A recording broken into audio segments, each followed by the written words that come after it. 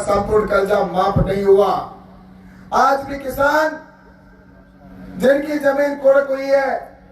उनकी संख्या भी देखा जाए तो इस राजस्थान में लगभग 20,000 से अधिक किसानों की जमीन कुड़क करने का काम किया। और किसानों से यह भी कहा था कि हम किसानों की लाइट को भी हम जिस तरह से कह रहे हैं 10 यूनिट 100 यूनिट तक माफ करेंगे, लेकिन यहाँ पर जिस तरह से ये सिर्फ शिव के अंदर किसान धरना नहीं दे रहे, ऐसे राजस्थान के कोने कोने के अंदर किसान परेशान है, त्रस्त है और वो वहां पर धरना देकर बैठे हैं और धरना देकर एक ही मांग कर रहे हैं, हमें लाइट माफ करना तो दूर, कम से कम हमसे वादा किया था कि हम किसानों को 8 घंटा लाइट देंगे। आज 1 घंटा भी लाइट उनको नहीं मिल रही है और वो भी ट्रिपिंग करते करते लाइट उनके पास पहुंचती है। किसान अपनी फसल को चौपट होता हुआ अपनी आंखों से देखता है और उसकी वजह से उसके आंसू आते हैं, लेकिन उसके आंसुओं को पोंछने के लिए ये सरकार लाइट तो नहीं देती, लेकिन मेरे किसानों के ऊपर डंडे बरसाने का काम पुलिस को आदेश देकर करती है और उसकी वजह से किसान तड़प रहा है। किसानों से इन्होंने कहा लाइट की बात माफ करना, अरे 8,500 रुपए तो किसान को सब्सिडी के तौर पर दिए जाते थे लाइट में, वो उन्होंने पहले ही उसको समाप्त कर दिया और उसके साथ ही किसानों को जिस तरह से उन्होंने वादे किए थे वो पूरे नहीं किए। किसानों के 7,500-8,000 वो, और उसके बाद में किसान को फसल का नुकसान होता था तो 13,600 रुपए मिलते थे, वो 13,600 रुपए तुमने बंद कर दिए और बंद करने के बाद आज तुम हमें कह रहे हो हम तुम्हारी 100 यूनिट माफ करते हैं, और वो भी 100 यूनिट किसको आवश्यकता है। इसलिए मैं कहना चाहता हूं हमें किसानों को सुविधा चाहिए, गांव में लाइट चाहिए।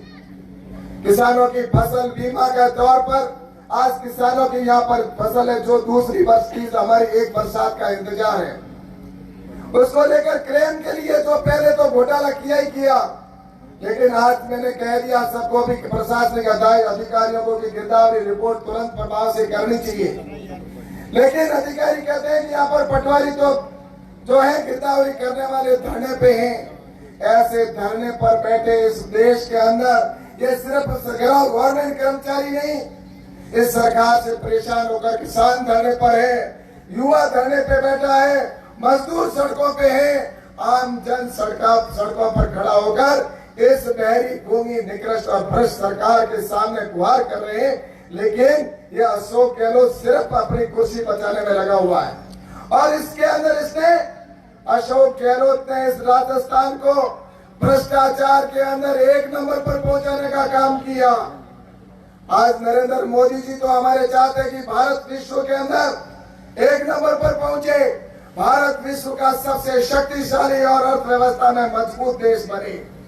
आपने देखा होगा नरेंद्र मोदी जी ने कहा उनकी सोच है कि मेरा देश हर क्षेत्र में 1 नंबर पर हो।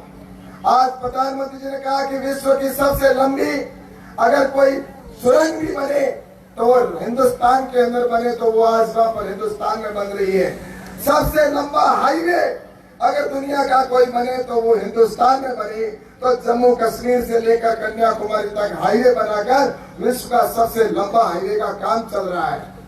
वहीं पर अगर बात करते हैं नरेंद्र मोदी जी कि अगर मूर्ति भी दुनिया में सबसे लंबी हो तो वो भी हिंदुस्तान के अंदर हो, सरदार वल्लभ भाई पटेल की मूर्ति सबसे बड़ी बनाकर दुनिया को दिखा दी। ऐसे ही कहा कि वैक्सीनेशन भी अगर बने दुनिया में तो सबसे पहले हमारे हिंदुस्तान में बनना चाहिए। सारी दुनिया प्रयास करती रही कि वैक्सीनेशन हम पहले बनाएंगे, लेकिन हमारे साइंटिस्टों को छूट दी और उनको पूरी सुविधाएं दी और दुनिया में सबसे पहले वैक्सीनेशन हिंदुस्तान ने बनाया और 1 नहीं 2 वैक्सीनेशन बना कर दिए। और उसके साथ ही आपने देखा होगा कि मोदी जी ने कहा कि अगर चांद पर भी पहुंचे तो सबसे पहले हमारा हिंदुस्तान पहुंचे, और दक्षिण ध्रुव पर सबसे पहले बता दिया कि हम हिंदुस्तान सबसे पहले पहुंचने वाला, और अब सूरज की ओर हम बढ़ चले हैं। लेकिन जब हिंदुस्तान के प्रधानमंत्री जी हर क्षेत्र में देश को आगे बढ़ा रहे हैं, लेकिन जब राजस्थान की ओर देखते हैं तो राजस्थान भी 1 नंबर पर जा रहा है। लेकिन राजस्थान किसमें 1 नंबर पर जा रहा है? जो राजस्थान पहले नंबर पर था जो राजस्थान विकास की दृष्टि से जब भारतीय जनता पार्टी की सरकार यहाँ पर थी वो 1 नंबर पर था, आज सबसे पिछले पायदान पर काम चल रहा है।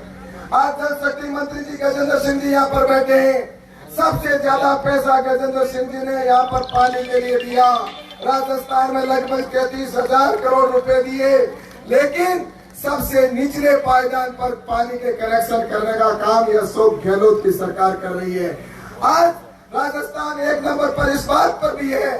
कि राजस्थान भ्रष्टाचार में राजस्थान 1 नंबर पर।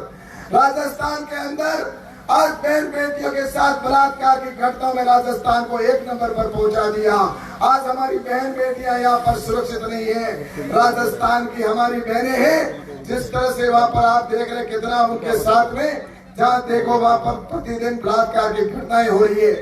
आपको मैं बताना चाहता हूँ कि आज राजस्थान के अंदर डीजल के भावों में सबसे ज्यादा है तो वो राजस्थान के अंदर है। इस तरह से राजस्थान के अंदर हमारे तुष्टीकरण की अगर दंगों वाली बात करते तो पहले कभी गुजरात और उत्तर प्रदेश में सबसे ज्यादा दंगे होते थे, लेकिन आज सबसे ज्यादा इस देश में दंगे अगर किसी प्रदेश में हो रहे हैं तो वो राजस्थान के अंदर हो रहे हैं। इसलिए मैं आप सबसे कहना चाहता हूँ, ज्यादा समय नहीं लूंगा क्योंकि आज हमारे मुख्य वक्ता के रूप में गजेंद्र सिंह जी हमारे बीच में, लेकिन मैं आप सबसे कहना चाहता हूँ कि इस नकृष्ट सरकार को उखाड़ के फेंकने के लिए जिस तरह से यहाँ पर आने वाले समय के अंदर एक ऐसी सुशासन देने वाली, जिस तरह से गुजरात के अंदर जिस तरह से विकास हो रहा है, उत्तर प्रदेश के अंदर योगी जी के राज में जिस तरह से विकास हो रहा है, वैसा ही शासन एक सुशासन देने वाला यहाँ पर भारतीय जनता पार्टी की सरकार बने। इसके लिए मैं आप सभी को ये निवेदन करना चाहता हूँ कि इन्होंने जो इस 4.5 साल के अंदर लूट मचाई है, जिस तरह से इनके विधायकों ने खुलेआम लूट मचाई, और आपने देखा होगा कि इनके विधायक जिस तरह से अगर देखा जाए तो कोई बजरी माफिया बना हुआ है, तो कोई भू माफिया बना हुआ है, तो कोई अपने अधिकारियों को लाता है तो उसमें घूस लेकर अधिकारियों को लाते हैं, और अधिकारी आने के बाद में घूस लेता है इस जनता से और वो इनडायरेक्टली पैसा उसके घर पर जा रहा है। ये पैसा जिस तरह से भ्रष्टाचार के यहाँ पर जनप्रतिनिधि लगे हुए, ऐसे आने वाले सभी को